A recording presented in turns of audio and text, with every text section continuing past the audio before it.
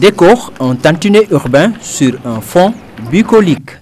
Voici Dara Djolof, la cité la plus peuplée de cette région naturelle du Djolof.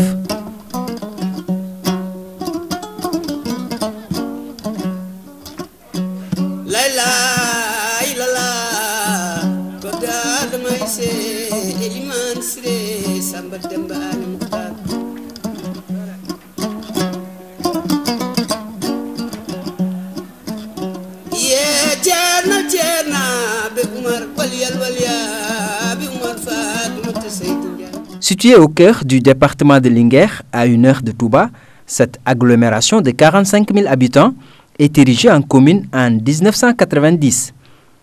Grâce au dynamisme de sa population, la localité est aujourd'hui le centre d'affaires de tout le département. Dara est une commune très importante et que c'est le poumon économique de la région de Louga. Parce que ses principales activités dominantes, c'est le commerce, c'est l'élevage, c'est l'agriculture. Et donc c'est vraiment ce qui fait développer le Sénégal. Donc vraiment c'est ce qui fait que, pour résumer, Dara regorge d'énormes potentialités, dont la plus importante est son élevage, son commerce, mais aussi il y a le développement du volet transport. Dara a le louma le plus important du Sénégal. Donc je pense que ça aussi c'est vraiment une des potentialités qui fait que Dara draine vraiment des milliers de personnes tous les dimanches. Le louma, autrement dit le marché hebdomadaire, c'est cela.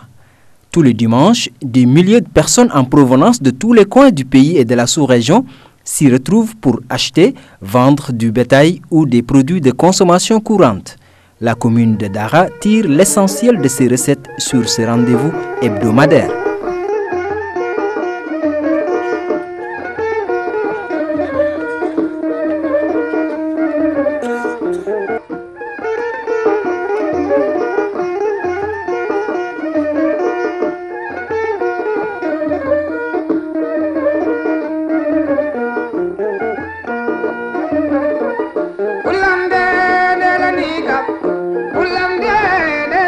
À côté du louma, le célèbre haras national de Dara.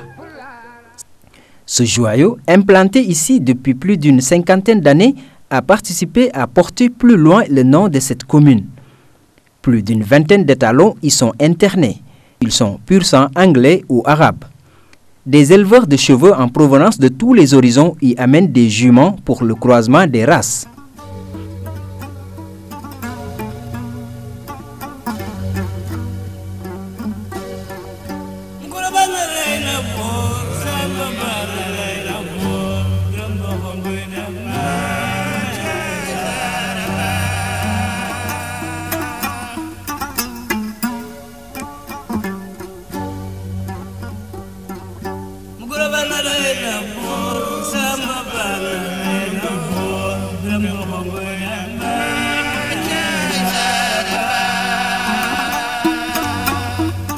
Le louma, le commerce florissant, le haras national, entre autres, ont fait de cette jeune commune un point d'attraction pour les populations des environs.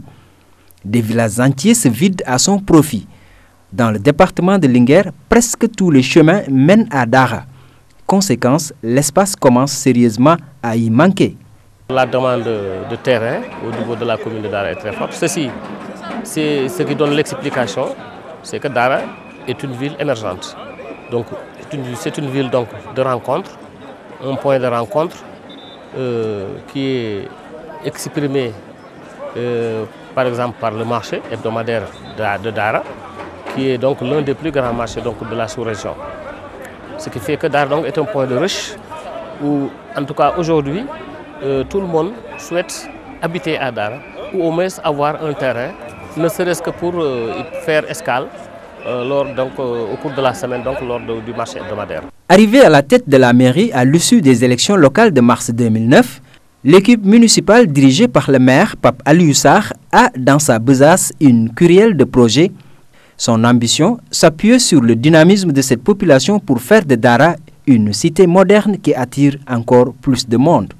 Nous avons des projets pour la création de petites et moyennes entreprises spécialisées dans l'agriculture, surtout l'élevage.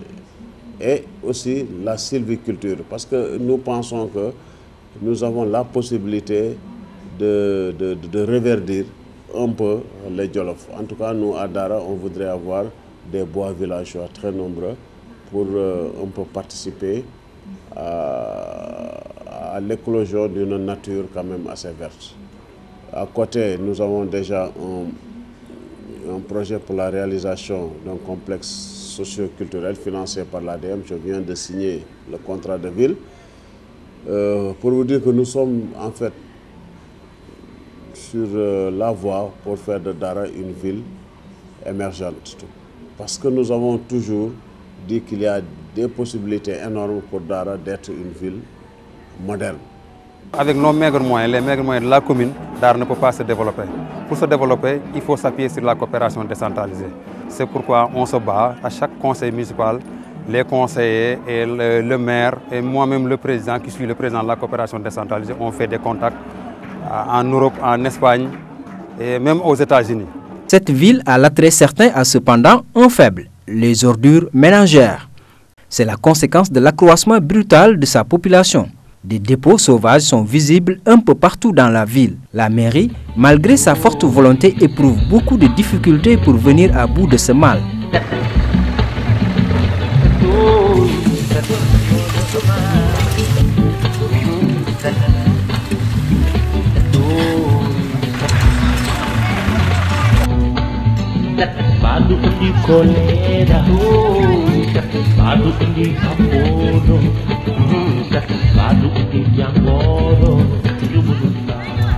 Le seul problème à Dara, ce sont les ordures.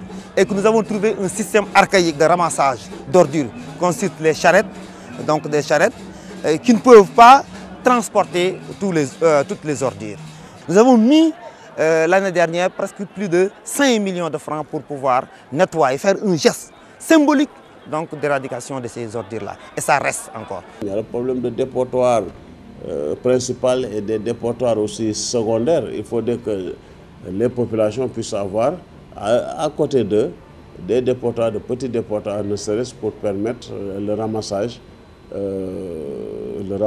des ordures. Mais sinon, ils sont obligés aussi de déverser les ordures un peu partout dans la ville. Le problème a été posé au niveau du conseil municipal et nous sommes en train de travailler pour trouver des solutions par rapport à cette nouvelle donne. Quelles sont les solutions que vous avez dégagées? Oui, les solutions, c'est que nous voulons miser beaucoup sur la coopération décentralisée. L'État a dit qu'on va donner à chaque commune un camion Ben. Si nous l'avons aussi, ça c'est un plus. Mais il faut un gradeur, il faut une pelle mécanique qui puisse évacuer les ordures dans le camion Ben et permettre l'enlèvement d'une quantité assez appréciable d'ordures ménagères par jour. Et nous avons démarré déjà à négocier avec le professeur Gumbalo qui nous a fait une proposition et on espère que l'année prochaine, en 2011, le conseil municipal va nous permettre de signer un contrat avec le professeur Gumbalo avec une structure qui s'occupe du nettoiement et de la transformation de la carrière en site touristique. Mama Khadija Bay, Masachono, Masachono, Masachono.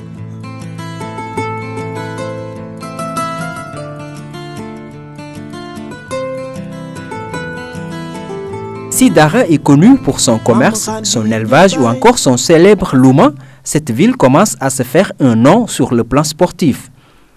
L'équipe de football de la commune, l'ASC Dara, vient d'accéder en Ligue 1 professionnelle. C'est le sommet du football national. Tous les 15 jours, le club reçoit sur ce terrain sablonneux. À chaque rencontre, il draine une foule nombreuse.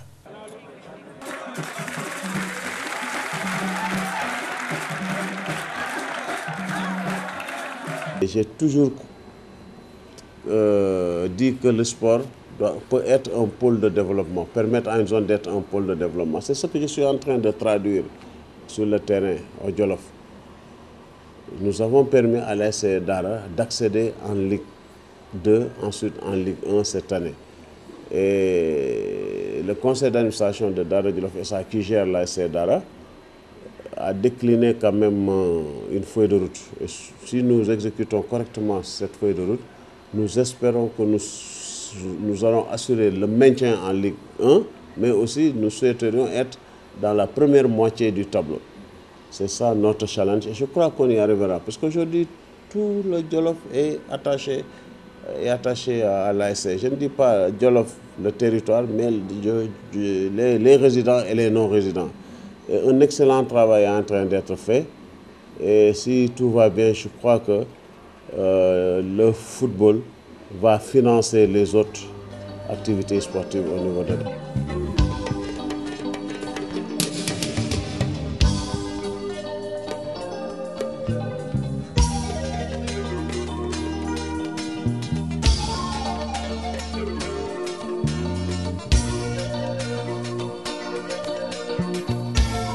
Sur le plan culturel, Dara a aussi un solide potentiel.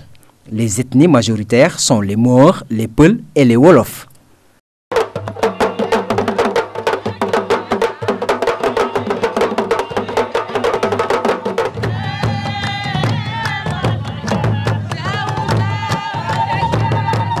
Centre d'affaires, zone d'élevage par excellence, ville de jeunesse, de culture et de sport, Dara dispose d'atouts avérés pour un décollage économique certain.